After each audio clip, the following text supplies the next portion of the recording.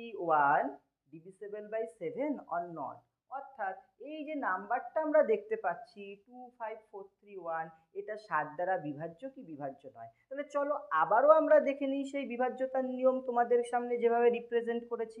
দেখো এখানে ইউনিট প্লেসে বা একক স্থানে কে আছে 1, তাহলে 1 ইন্টু 2 ইকুয়াল টু কত হচ্ছে 1 2 যা 2।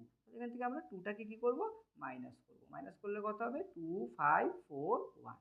আবার এখানের ইউনিট প্লেসে কে আছে, চলো ইউনিট প্লেসে আছে 1, তাহলে 1 2 যা আবার কত হলো 2। তাহলে এখানে আমরা কি করব 2টাকে মাইনাস করব, মাইনাস করলে কত হচ্ছে আমাদের 252।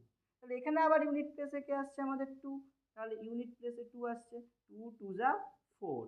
তাহলে এখানে আমরা কি করব 4টাকে মাইনাস করব, তাহলে মাইনাস করলে কত হচ্ছে 21। Is 21 divisible by 7?